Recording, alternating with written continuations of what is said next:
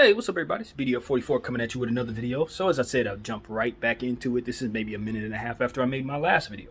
But what I wanted to do is talk about the Milwaukee Bucks and the Atlanta Hawks Eastern Conference Finals Series. I haven't had a chance to speak about that yet, as of yet.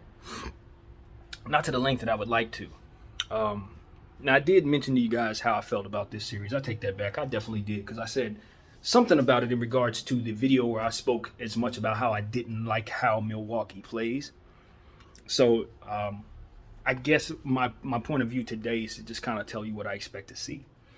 Now, my initial prediction, I do remember, was Hawks in 6. Hawks in 6. What has changed is the envisioning of absolutely no answer for the Atlanta Hawks for Giannis. That's what's swaying my faith in the Hawks at this point. Nothing has happened. No games have been played. I've been listening to pundits, and I've been thinking, just simply thinking. And what I'm starting to realize is, as good as the Atlanta Hawks are, Giannis should be able to average 35 and 15 against them, because there is no one at all available to them that should be able to stay in front of him. No one. The only success that they may have is Clint Capella, but Clint Capella is not. He doesn't have the foot speed to keep up with Giannis. When Giannis gets in that open court, even though I do have issues with how they run the fast break, I do. But at the end of the day, when Giannis is in the open court, particularly, I don't see anybody that's going to be able to stay in front of him. What you're going to have is him running past Gallinari and Bogdanovich. That's what you're going to see. He's going to be running right past them dudes, right through them dudes. If I'm Nate McMillan, I'm doing everything I can to try to keep those guys off of him. And I don't know what their answer is. Maybe I'm just not thinking about it. Obviously, John Collins is going to be very important against Giannis. He's going to have to take on that assignment, but I don't think he's going to have any success against Giannis, bro. I don't. And I love how he plays. That's the thing. I don't want to say that I'm not impressed with John Collins, because I have been. But he ain't gone up against nothing like Giannis yet in these playoffs. They did deal with Julius Randle. Giannis and Juju have similar stuff going on in their games. So, Juju obviously stretches the floor much better than Giannis, but they're kind of similar in how they play. They set up their teammates. They play from a forward position kind of thing. So, all in all, maybe some of the things that they ran against the Knicks could, in theory, possibly work against Giannis, but the problem is the Bucks have much better supporting cast than the Knicks do. And if you run some of that defensive pressure toward Giannis the same way you run it against Julius Randle, chances are you're going to get burned by Chris Middleton. You're going to get burned by Drew Holiday. So they're going to have to figure out what exactly their defensive scheme is going to be against Giannis.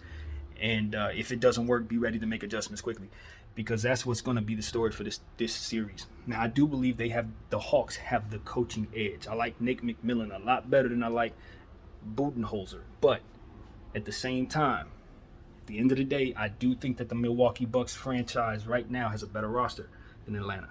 They just have a better roster right now. And it's not about shooting, because I do believe Atlanta's a much better shooting team. But here's where it goes left. Trae Young is going to be hounded by Drew Holiday. That's where it goes left.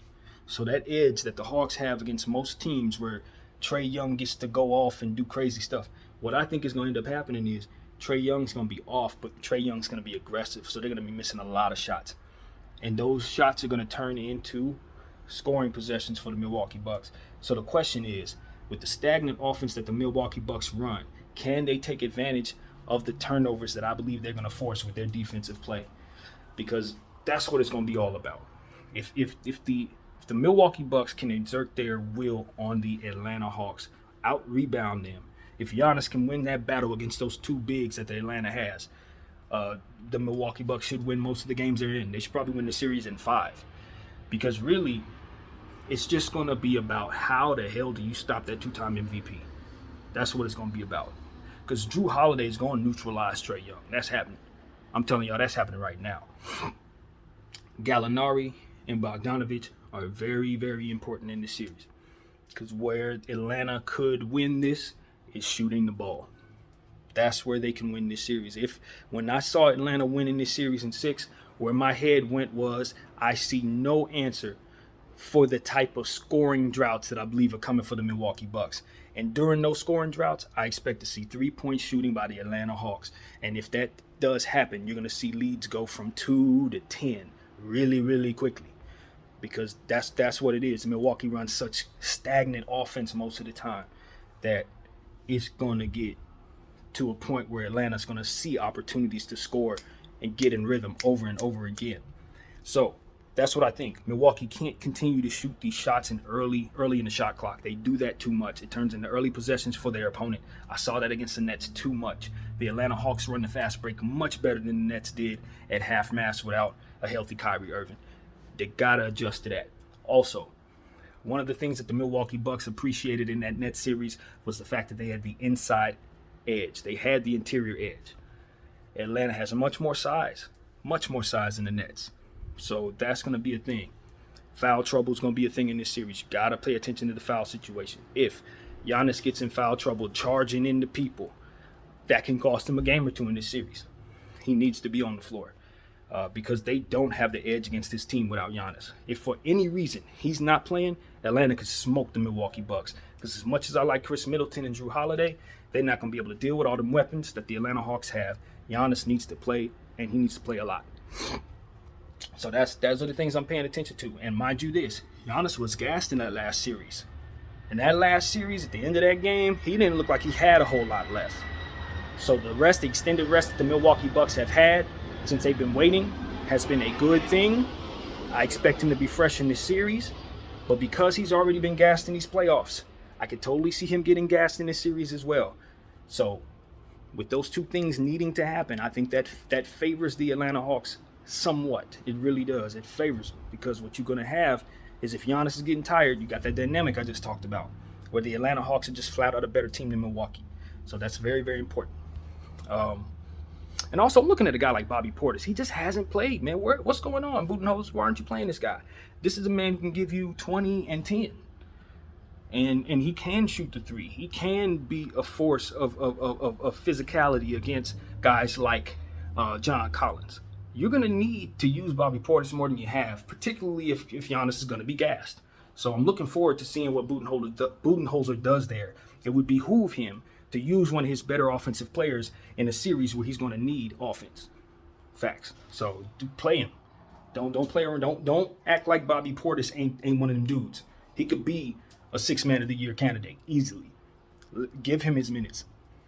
So yeah, that's what I got, man. It's a lot to look at in that series. I'm excited about this series. As I said, it's going to be stagnant play. It's going to be a lot of fouls called. It's going to be a lot of offensive fouls called. Giannis barreling into people. That's why it's not going to be fun to watch, to be honest, in my opinion. I think the games could be murky and ugly. But we're going to be paying attention to how Trae Young handles the defense that's going to be coming at him by Drew Holiday. That's going to be the thing that I'm paying most attention to in Game 1. If he goes for like 6 for 25 or something like that, Atlanta's losing. But if he can attack that defense, get Drew Holiday in foul trouble, make him work on the other end, because that's going to be important, making sure you put bodies on Drew Holiday, put him in a pinball machine, run him off of screens left and right, because what you want to do is wear him down. If he's too tired to guard Trae Young at the end of the game, that bodes very well for you. So if I'm them, I'm roughing Drew Holiday up. Every chance I'm getting, I'm bumping that dude off of screens. Wear him down, and that opens things up for Trae. Get him off the floor, and that opens things up for Trae. And I would say the same thing for the Milwaukee Bucks. Listen, if you're going to try to do anything at all, you got to neutralize Trae Young. That's the first thing y'all need to do. Y'all got to make sure that he's picking himself up off the floor every time he tries anything. No layups. No layups all series long for a guy like Trae Young. If I'm Giannis Antetokounmpo, I'm erasing everything. I'm looking to block shots and dunk the ball. He was doing too much jump shooting that last series. He got away with it because the Nets didn't have a whole lot of defense, to say the least. The Atlanta Hawks are a much better defensive team. He's going to have to take better shots. He's going to have to take closer shots. And when he's given open shots, of course, he's going to have to make them. So, yeah, man, this series got a lot going on for you. I'm looking forward to it. My prediction stands is Hawks in 6. I've amended that a little bit. I'm not certain about that. But all in all, This is going to be a fantastic series. I'll stick with it. I'm not going to walk away from my prediction. I know people hate that, but I kind of see it differently. I ain't going to lie. Anyway, my name is BDO44, man. Y'all enjoy game one. Thank you for watching my video. I'm out.